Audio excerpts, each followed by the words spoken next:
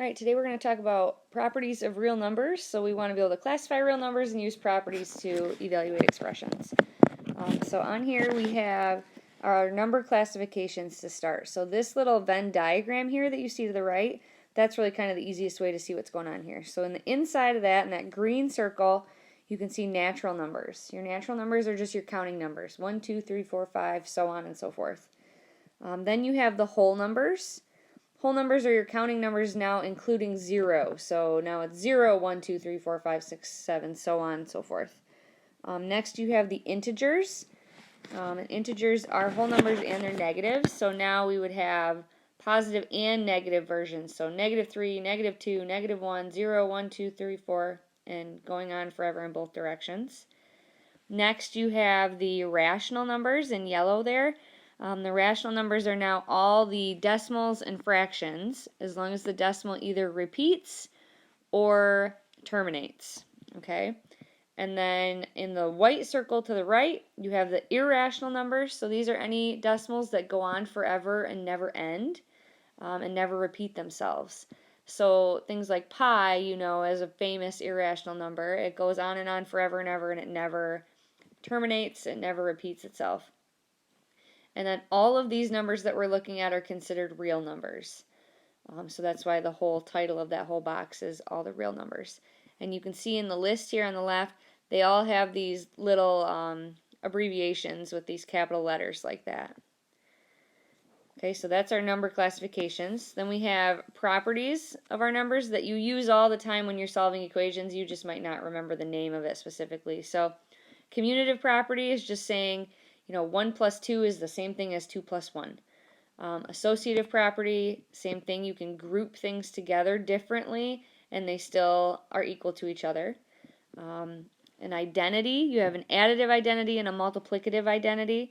So the additive identity is the number 0, because if you add 0 onto anything, it doesn't change the value of that number.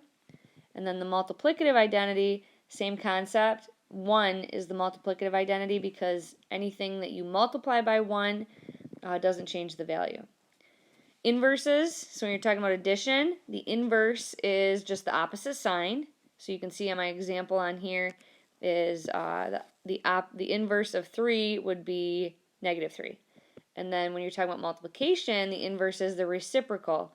So the multiplicative inverse of 3 would be 1/3. 3 and 1/3 are reciprocals of each other. And then lastly on here, the distributive property, you just have to remember that whatever's in the front distributes out to both pieces inside of that.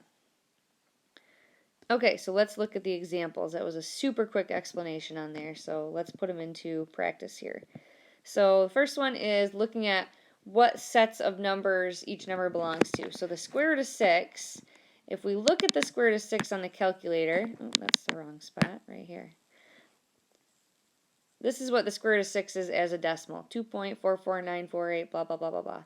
So you can see that decimal never repeats itself and it never stops. So this would be considered one of those irrational numbers. So irrational numbers, that's the only one that somehow doesn't get an abbreviation. So I'm just going to put IRR for irrational. And then if I look in here, you can see all the irrational numbers also fall under the real number category. So we're going to list both of those. I put irrational and real. So real is the capital R with that funky little like bar on the side there. It's just a fancy capital R. If you just put a capital R, that's fine. Okay, the number 5. Number 5 would fall into, if I look at my Venn diagram here, that falls into this natural number category.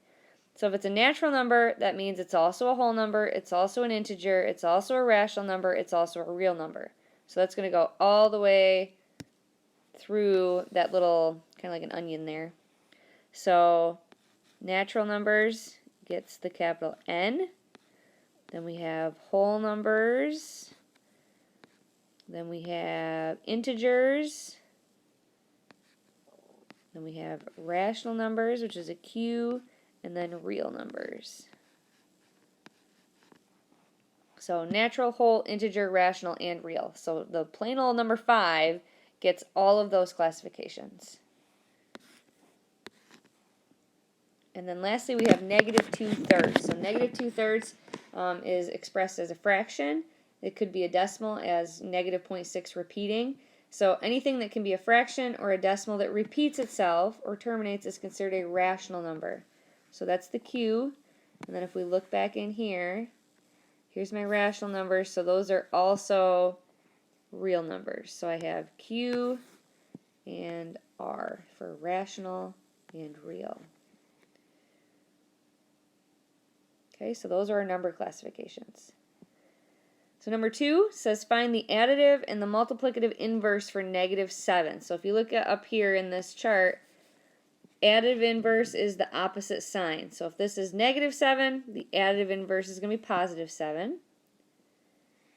And if you look at the example for the multiplicative inverse, it's the reciprocal. So the reciprocal of negative 7 would be negative 1/7. Okay, so there's our inverses.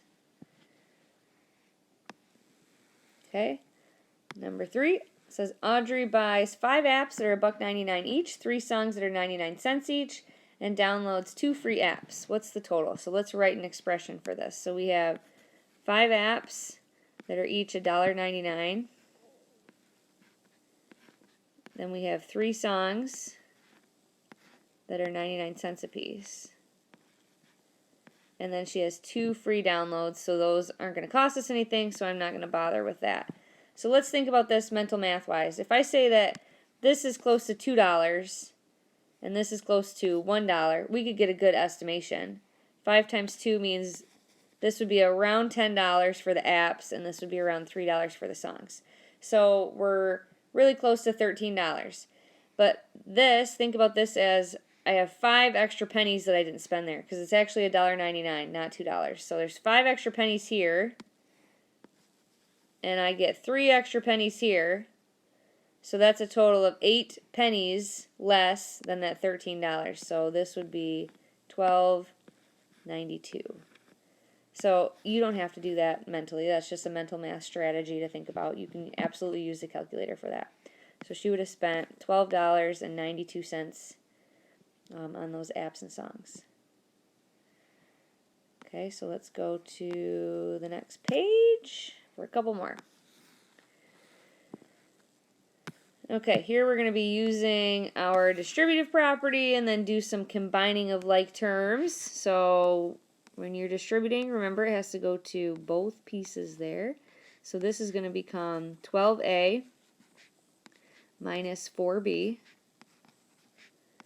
plus 2b plus 6a. Okay, now it is a combined like term. So this is kind of like the commutative property. I'm almost rearranging things in my mind of what goes together. So I'm going to take the 12a, I just highlighted the wrong one, and the 6a, and those are going to add together. So that's going to give me 18a. And then I have a negative 4b and a positive 2b. So when I combine those, that's negative 2b. Can't combine the a's with the b's. They're like the Montagues and the Capulets. However you want to think about it, those cannot combine together. Okay, one more problem. So it says you go to a concert and waters are stupid expensive.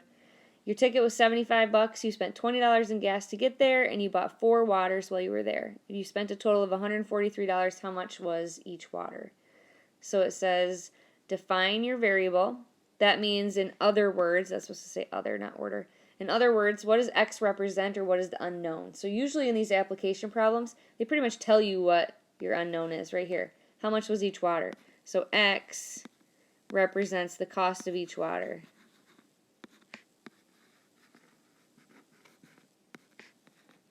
Sorry, I'm writing in cursive because it's way quicker on the app, on the iPad.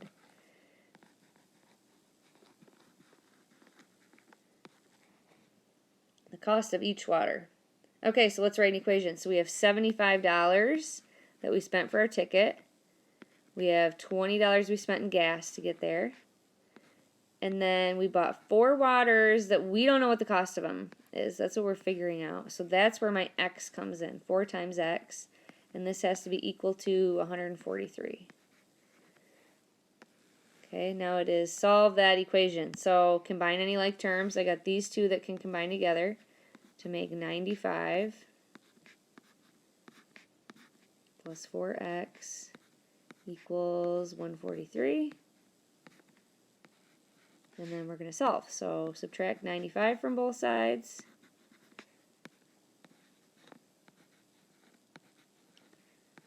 So I get 4x equals 48, which means divide both sides by 4, x equals 12. So then the last piece when you're doing an application problem, write your solution in a contextual sentence. So that means, what does that 12 actually mean? 12 people, 12 concert tickets? That was $12 for each bottle of water. So I would say each bottle of water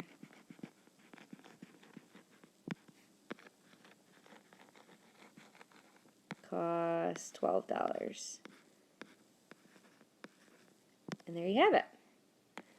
So you try the last two on there and have a wonderful rest of your day.